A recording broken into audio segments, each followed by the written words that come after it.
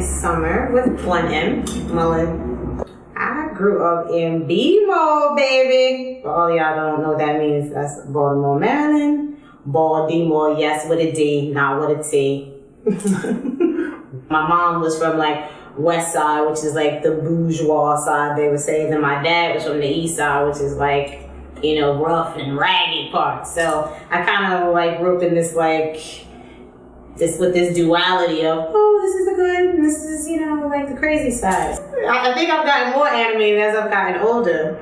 Because I don't really care now about how people, what they think about me or how people perceive me per se. So I'm just gonna be me. I mean, I grew up like in the acting biz. So you learn to always be animated kind of sort of, but it just kind of like stuck with me, so to speak. So yeah, I'm all over the place.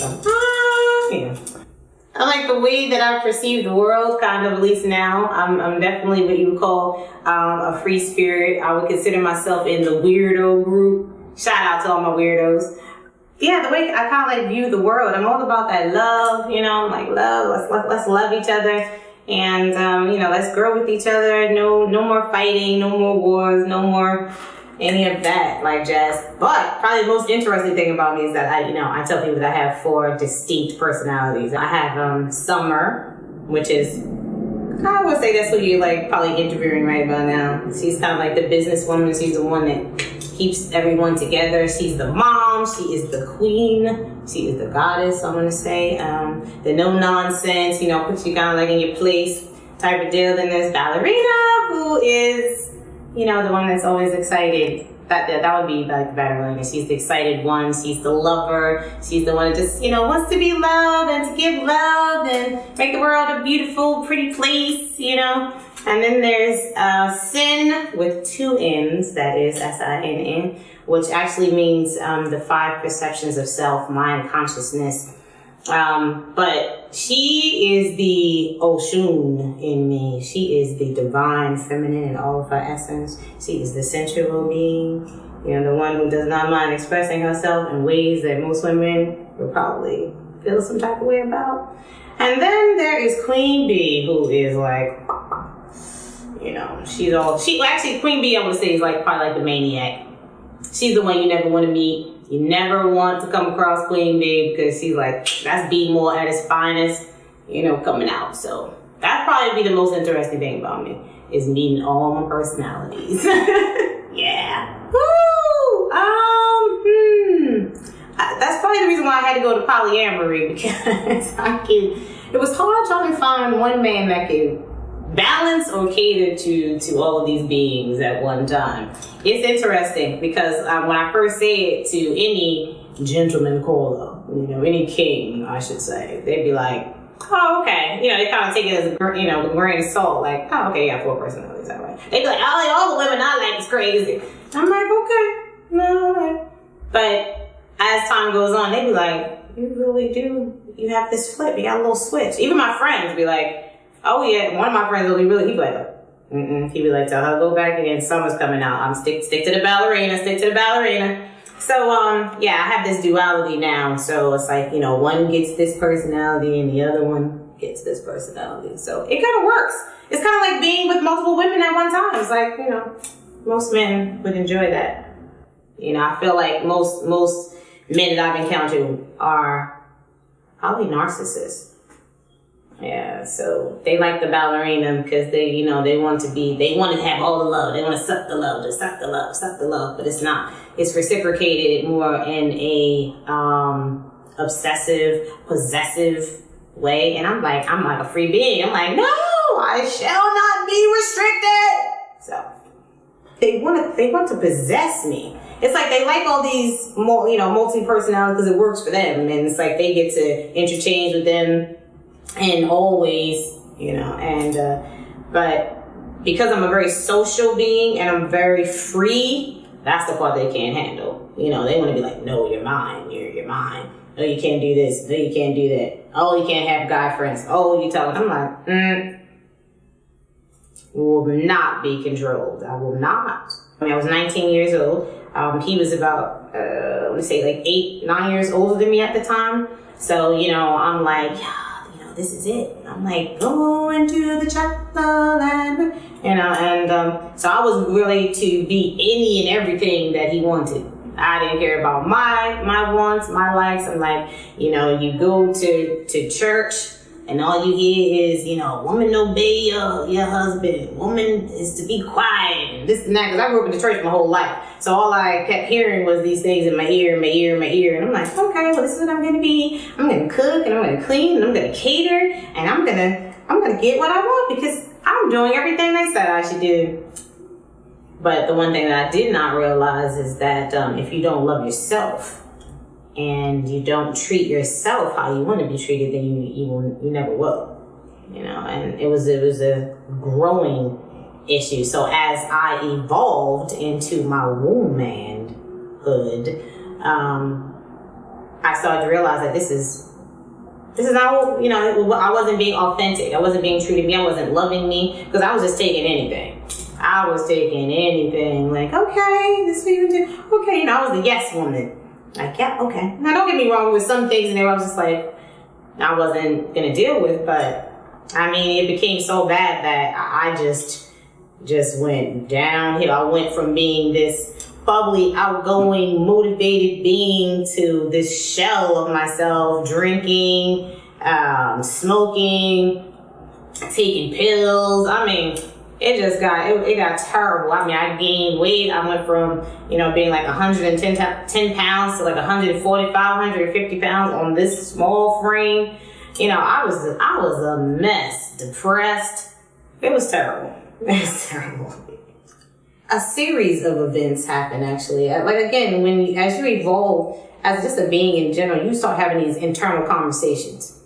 And, at first they're like, when you're younger, they're like really quiet.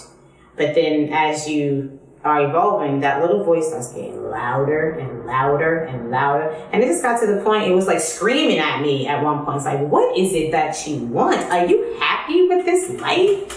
Is this what you want to be? Like, is this all you have is catering to this, man? And it's interesting because my daughter played a part in it too. And she used to, come to me all the time and be like, Mom, you're so smart. Like, you know everything, and every time I talk to you, like, and I have questions, you always know. She was like, you're not doing anything.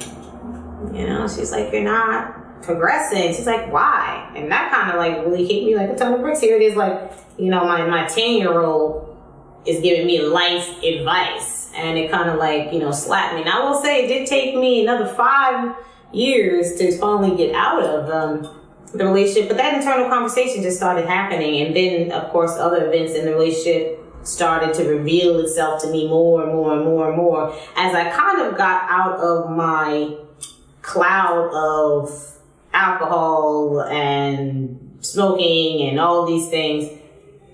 And then my mom passed away, and that kind of was it for me.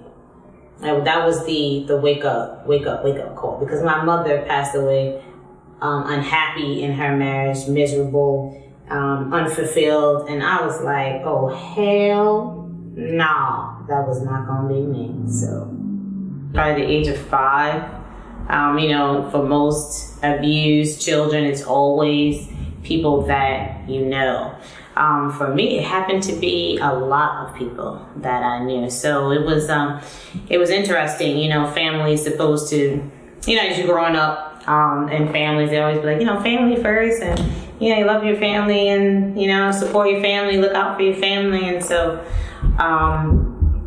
when it started happening to me, I was just like, I was very much so confused.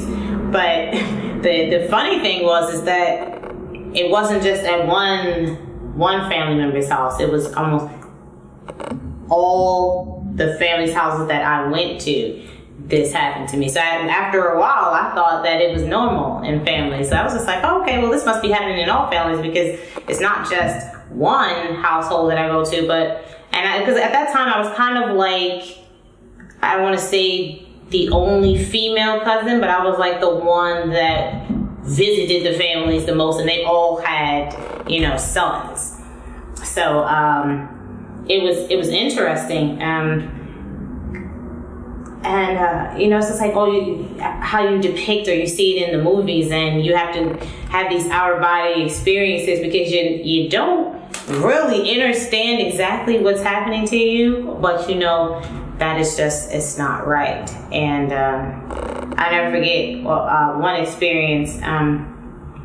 You know, after, you know, they were done, I went to go stand in the mirror and looked at myself. And I remember like standing there like in this little mirror, you know, and I was like, I don't have anything. And it's like, I always thought to myself, well, what are they attracted to? What is, you know, I didn't have any breasts, you know, I was, you know, I'm a kid. You know, at this time, probably like 6 or 7 years old. And I'm like, what do they find so appealing, you know, about me? But it's kind of like where the whole 4 shades started to evolve. It's just like in that movie Precious, you know, every time, you know, her mother's boyfriend, you know, would have sex with her, she had to, you know, go into like this fantasy land and make believe she was someone else. And so that's what I did. It was like each person required a different personality in order for me to deal with what was happening, you know, to me. So, and, you know, as time goes on, you kind of develop it. I don't know if most people, you know, would agree with me, but you go to other people's homes and you start to wonder why, well, when people are not advancing you, well, what's wrong with me?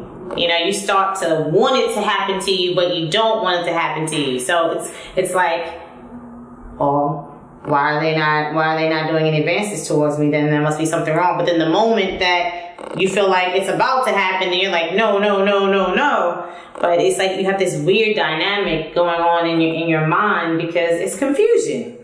You know, it's confusion. You have put these energies into this young being, and now they're kind of like all over the place, and you don't know, you know, what to do. But I will tell you that because of all of my experiences, I'm a really good judge of character. I became really good at reading people, because you have to be, because after a while I taught myself how to get out of, you know, being raped or molested. I had to learn how to manipulate my perpetrator, you know. So it was like, I would never forget one time I would always go to like, you know, when I have visits on my dad's side of the family, you know, my sister always had, you know, different boyfriends and friends, and so there's one particular boyfriend of hers. We would go to his house, and I'll never forget, I was in the car, and his younger brother, so they went to a little supermarket, jumped on me in the back of the car, and he was like, you wait till we get to the house. He's like, I'm gonna rape you, and I'm gonna make it hurt, and I'm gonna make sure you scream, and no one's gonna be able to hear you. And so I'm sitting in the car, and at this time I'm like 7. My heart is beating, you know, out of my chest. I'm scared out of my mind, but in your mind, because again, this had always happened to me, you have to, you pull from, okay, who is this being? What can I do in order to change the way he looks at me? So you're thinking, but it's this fear that is manifesting within you, but you're not letting it show on the outside because you can't, because you know that these people love fear. They feed upon it. They want you to fear them, because of course you already know that these types of people are powerless. They feel powerless in their lives, so that's why they have to, you know, have people that they pick upon. So I'll never forget when my sister, you know, got back in the car with her boyfriend, and I'm sitting in the back seat. And now at this time, I don't know how old my sister was, because she was about a good 10 years older than me. So she probably was about 16, you know, 17, something like that. And she didn't really understand signals. So I'm in the back seat, and I'm looking at her, and I'm trying to get her to see the fear in my eyes, but not outwardly express it. We get to her little boyfriend's house, and what's the first thing she says? Go upstairs, you know, go play. And I'm like, you're sending me to like my death. And I'm just like, oh God, what am I gonna do? And I get up to the stairs, and I get in his room, and immediately as soon as he shuts the door, he was like, I told you I was gonna get, and he jumps on me, and I'm like, okay, what am I gonna do? And so I said to myself, wait, you know, I had to bring out that personality. I had to bring out ballerina, you know, I had to bring her out, and it's like, listen, I was like, you know, I know what you want. I'm like, but, you know, I was like, how about let's play a game? You know, like, let's play first. And I was like, and then I promise we could do whatever that you want. He was just like, I don't want to play game, you know, like I know what I'm going to, I'm like, oh gosh, what did I do? I was like, no, and I'm like, but if you rush it, it's not, you know, it's not going to be good. And, you know, all this I'm telling him, and he finally, I got him to be like, he was like, all right, you better not be playing either, you know. And I was like, no, I'm serious. Let me tell you something. As soon as he turned that game on and he got a little occupied, he had to go over there, you know, back in the day he had the Atari. You know, he had to go hook the stuff up. He hit that game. I hit that door so fast, and he tried to run after me, and I tripped, and I remember sliding. I literally like slid to the stairs. You know, back like those houses with like the stairs led directly to a bedroom. Slid to the floor. He's throwing pillows at me, trying to, you know, get me, and I'm down to the stairs. And my sister's like, "What's going on?" And I'm just like, "A radio, you're on radio." And I wouldn't tell her what was happening to me, but this happened to me so often that I had to develop these personalities. Everyone got a different personality from me. And this went on for years, you know, of my life. But I've been able to get myself out of so many, this was the interesting part. I got myself out of so many rapes outside of family, but I could not defend myself against family. And that's what was kind of interesting about it. I could get out of that because, you know, I was like, I could escape and then go home. But when I was home with family, you know, there was no escape. I'm doing a lot of things. I'm like, ladies, I mean, I have my classes, you know, that I'm teaching. And it's called The Art of Seduction. It's about women being empowered, being more confident, loving yourself in all aspects. It's not just a dance class. It's a way of being. It's like an art form. It's like expressing yourself from the divine feminine, you know, outward. So I'm doing that. And I'm in the process of writing my book because my story goes a little bit deeper than what I've expressed here. I've gone through a lot in my life. So the book is going to be called The 4 Shades of Summer, since there's 4 of me. And then I'm going to talk about, of course, how these 4 shades kind of like manifested themselves. And so let's see what else. And I have my show, of course, which is called The 4 Shades of Summer. And I just speak about kind of like an array of topics that I feel like really are not being spoken about in today's society. And I think that's it. That's what the trifecta right there, right? I am stronger.